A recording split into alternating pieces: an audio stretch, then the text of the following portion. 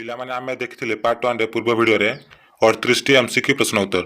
ତ ଏବେ ଆମେ ଆଲୋଚନା କରିବା ତାର ପରବର୍ତ୍ତୀ ପ୍ରଶ୍ନଗୁଡ଼ିକୁ। ଯେଉଁମାନେ ବି ପାର୍ଟ 1 ଦେଖିନାହାନ୍ତି ତାର ଲିଙ୍କ୍ ମୁଁ ଡିସ୍କ୍ରିପ୍ସନରେ ଦେଇଦେଇଛି, ତୁମେମାନେ ଯାଇ ଦେଖିପାରିବ। ତ ଏବେ ଦେଖିବା ଆମେ ପ୍ରଶ୍ନ ନମ୍ବର 39ରୁ। ପ୍ରଶ୍ନ ନମ୍ବର 39, ଆନ୍ତଃରାଜ୍ୟ ପରିଷଦ ସମ୍ବିଧାନର କେଉଁ ଧାରା ବଳରେ ସ୍ଥାପିତ ହୋଇଥାଏ? ଆନ୍ତଃରାଜ୍ୟ ପରିଷଦ ସମ୍ବିଧାନର କେଉଁ ଧାରା ବଳରେ ସ୍ଥାପିତ ହୋଇଥାଏ? କେଉଁ ଧାରା ବଳରେ? ଉତ୍ତର ଧାରା 263 ବଳରେ। ପ୍ରଶ୍ନ ନମ୍ବର 40, ଭାରତରେ କେତୋଟି ଆଞ୍ଚଳିକ ପରିଷଦ ରହିଛି? ଭାରତରେ କେତେଗୋଟି ଆଞ୍ଚଳିକ ପରିଷଦ ରହିଛି? କେତେଗୋଟି? ଉତ୍ତର 5ଟି।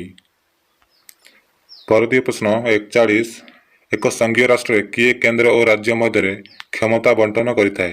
ଏକ ସଂଘୀୟ ରାଷ୍ଟ୍ରରେ କିଏ କେନ୍ଦ୍ର ଓ ରାଜ୍ୟ ମଧ୍ୟରେ କ୍ଷମତା ବଣ୍ଟନ କରିଥାଏ? କିଏ? ଅପସନ୍ ଦେଇଛି କେନ୍ଦ୍ର ସରକାର, କେନ୍ଦ୍ର ଓ ରାଜ୍ୟ ସରକାରଙ୍କ ମିଳିତ ସମିତି, ଲିଖିତ ସମ୍ବିଧାନ, ଉଚ୍ଚତମ ନ୍ୟାୟାଳୟ। କିଏ କରିଥାଏ ନା? ଉତ୍ତର ଲିଖିତ ସମ୍ବିଧାନ। ପ୍ରଶ୍ନ ନମ୍ବର 42, କେଉଁ ମାଧ୍ୟମରେ କେନ୍ଦ୍ର ସରକାର ରାଜ୍ୟମାନଙ୍କୁ ଅର୍ଥ ଯୋଗାଇ ଦିଅନ୍ତି? କେଉଁ ମାଧ୍ୟମରେ କେନ୍ଦ୍ର ସରକାର ରାଜ୍ୟମାନଙ୍କୁ ଅର୍ଥ ଯୋଗାଇ ଦିଅନ୍ତି? କେଉଁ ମାଧ୍ୟମରେ? ଉତ୍ତର ଅନୁଦାନ ମାଧ୍ୟମରେ। ପ୍ରଶ୍ନ ନମ୍ବର 43, ଡ୍ୟାସ୍ ସ୍ୱାୟତ୍ତ ଶାସନର ଲକ୍ଷ୍ୟ ଅଟେ? ଡ୍ୟାସ୍ ସ୍ୱାୟତ୍ତ ଶାସନର ଲକ୍ଷ୍ୟ ଅଟେ? କ'ଣ ସ୍ୱାୟତ୍ତ ଶାସନର ଲକ୍ଷ୍ୟ? କ୍ଷମତା ବିକେନ୍ଦ୍ରୀକରଣ। କ୍ଷମତା ବିକେନ୍ଦ୍ରୀକରଣ ହେଉଛି ସ୍ୱାୟତ୍ତ ଶାସନର ଲକ୍ଷ୍ୟ। ପ୍ରଶ୍ନ ନମ୍ବର 44, ସ୍ୱାୟତ୍ତ ଶାସନକୁ ଡ୍ୟାସ୍ର ମୂଳ ଭିତ୍ତି କୁହାଯାଏ? ସ୍ୱାୟତ୍ତ ଶାସନକୁ ଡ୍ୟାସ୍ର ମୂଳ ଭିତ୍ତି କୁହାଯାଏ? କାହାର? ଉତ୍ତର ଗଣତନ୍ତ୍ରର ମୂଳ ଭିତ୍ତି କୁହାଯାଏ। ସ୍ୱାୟତ୍ତ ଶାସନକୁ ଗଣତନ୍ତ୍ରର ମୂଳ ଭିତ୍ତି କୁହାଯାଏ। ପ୍ରଶ୍ନ ନମ୍ବର 45, 1 ଲକ୍ଷରୁ ଉର୍ଦ୍ଧ୍ୱ ଲୋକ ସଂଖ୍ୟା ବିଶିଷ୍ଟ ନଗରଗୁଡ଼ିକରେ ସ୍ୱାୟତ୍ତ ଶାସନ ସଂସ୍ଥାକୁ ଡ୍ୟାସ୍ କୁହାଯାଏ? କ'ଣ କୁହାଯାଏ? କିମ୍ବା ସହରାଞ୍ଚଳର ଉଚ୍ଚ ସ୍ୱାୟତ୍ତ ଶାସନ ସଂସ୍ଥା ହେଉଛି ଡ୍ୟାସ୍?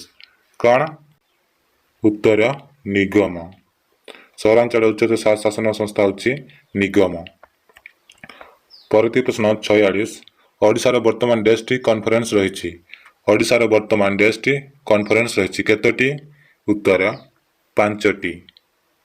ପିଲାମାନେ ଭିଡ଼ିଓଟିକୁ ଧ୍ୟାନର ସହିତ ଶେଷ ପର୍ଯ୍ୟନ୍ତ ଦେଖନ୍ତୁ। ଭିଡ଼ିଓ ଶେଷରେ ତୁମମାନଙ୍କ ପାଇଁ ପ୍ରଶ୍ନ ଦିଆଯିବ, ତୁମେମାନେ ଉତ୍ତର କମେଣ୍ଟ କରି ଜଣାଇବ। ଯେଉଁମାନେ ବି ଏପର୍ଯ୍ୟନ୍ତ ଚ୍ୟାନେଲଟିକୁ ସବସ୍କ୍ରାଇବ୍ କରିନାହ, ଚ୍ୟାନେଲଟିକୁ ସବସ୍କ୍ରାଇବ୍ କରିଦିଅ ଏବଂ ଭିଡ଼ିଓଟିକୁ ଲାଇକ୍ କରିଦିଅ।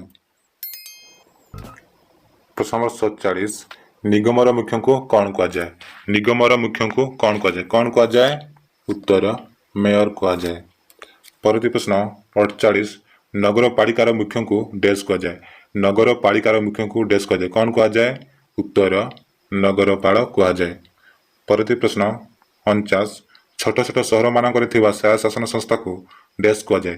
ଛୋଟ ଛୋଟ ସହରମାନଙ୍କରେ ଥିବା ସ୍ୱାୟତ୍ତ ଶାସନ ସଂସ୍ଥାକୁ ଡ୍ୟାସ୍ କୁହାଯାଏ? କ'ଣ କୁହାଯାଏ? ଉତ୍ତର NSE ବା ବିଜ୍ଞାପିତ ଅଞ୍ଚଳ କୁହାଯାଏ।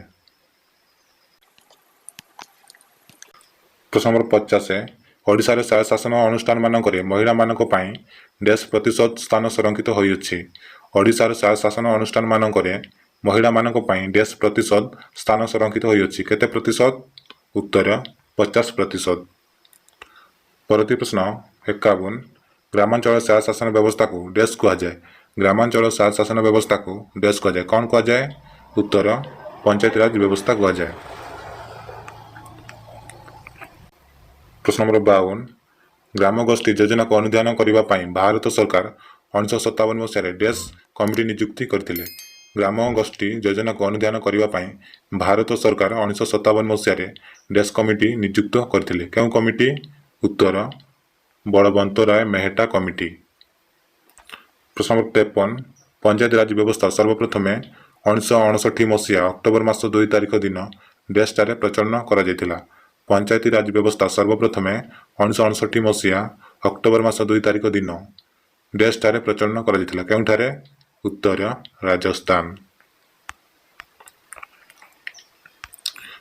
ପ୍ରଶ୍ନ ନମ୍ବର 54, ଡ୍ୟାସ୍ ମସିହାରେ ଓଡ଼ିଶାରେ ପଞ୍ଚାୟତିରାଜ ବ୍ୟବସ୍ଥା ପ୍ରଚଳନ ହୋଇଥିଲା? ଡ୍ୟାସ୍ ମସିହାରେ ଓଡ଼ିଶାରେ ପଞ୍ଚାୟତିରାଜ ବ୍ୟବସ୍ଥା ପ୍ରଚଳନ ହୋଇଥିଲା? କେଉଁ ମସିହାରେ? ଉତ୍ତର 1961 ମସିହାରେ।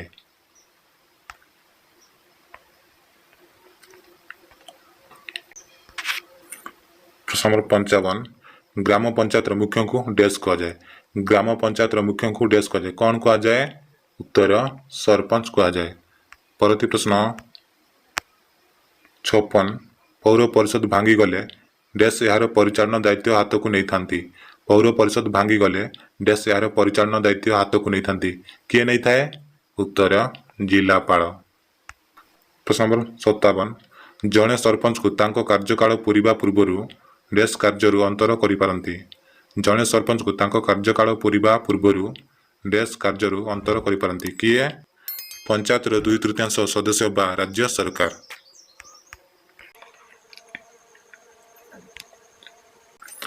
ପ୍ରଶ୍ନ ନମ୍ବର 58 ସରପଞ୍ଚ ଓ ଚେୟାରମ୍ୟାନଙ୍କ କାର୍ଯ୍ୟକାଳ ଡ୍ୟାସ୍ ବର୍ଷ।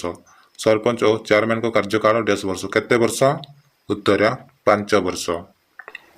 ପଞ୍ଚାୟତ ସମିତିର ମୁଖ୍ୟଙ୍କୁ ଡ୍ୟାସ୍ କୁହାଯାଏ। ପଞ୍ଚାୟତ ସମିତିର ମୁଖ୍ୟଙ୍କୁ ଡ୍ୟାସ୍ କୁହାଯାଏ। କ'ଣ କୁହାଯାଏ? ଉତ୍ତର ଚେୟାରମ୍ୟାନ କୁହାଯାଏ।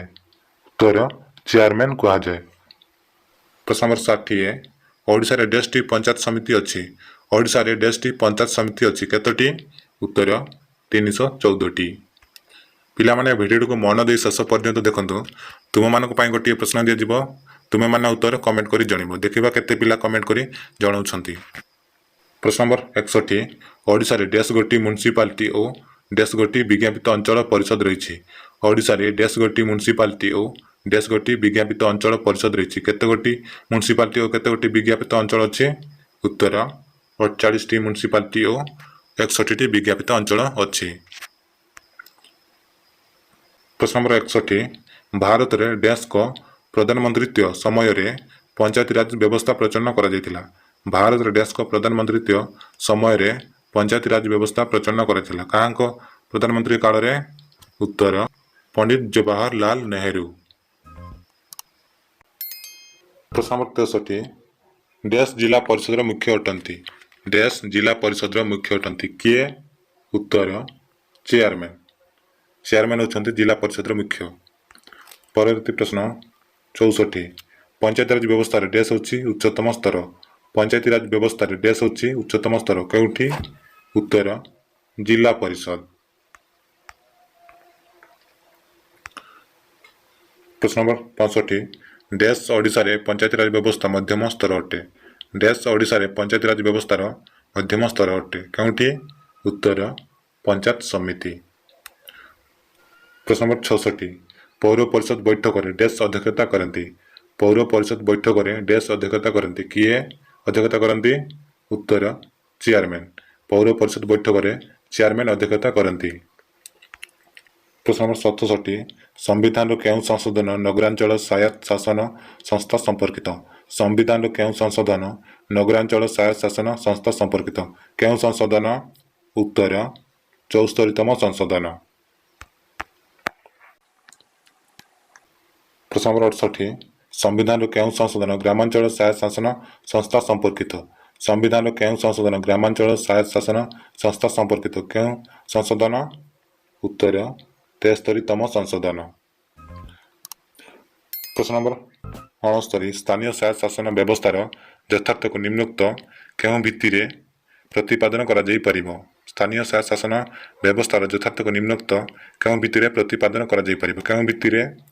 ଅପସନ୍ ଦେଇଛି ପ୍ରଶାସନିକ ଦକ୍ଷତା ବୃଦ୍ଧି, ରାଜନୈତିକ ବ୍ୟବସ୍ଥାର ଦୃଢ଼ତା, ଆଞ୍ଚଳିକ ବା ସ୍ଥାନୀୟ ନେତୃତ୍ୱ ସୃଷ୍ଟି, ତୃଣମୂଳକ ଗଣତାନ୍ତ୍ରିକ ନୀତି।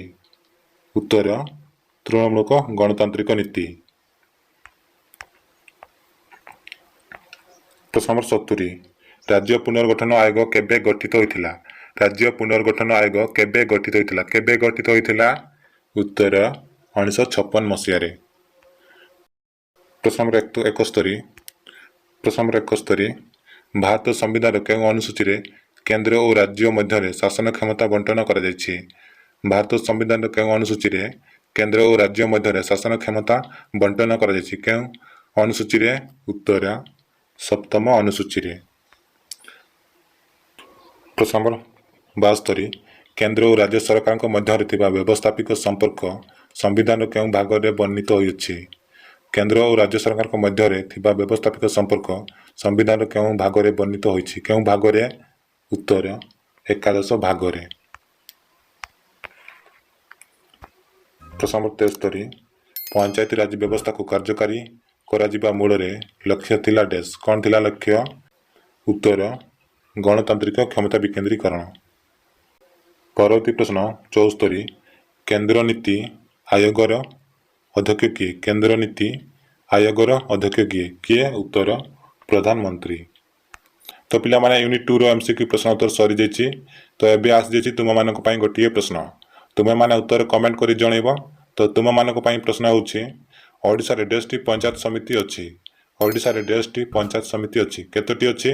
उत्तर कमेंट करी जणाओ। जदि मने नाही ताले भिडियो को पुनर्बार देखंतु एवं उत्तर कमेंट करी जणांतु। तो आज एतिकी पुणी नहीं आसबि लेटेस्ट वीडियो से पर्यंत विदाय दिंतु। धन्यवाद।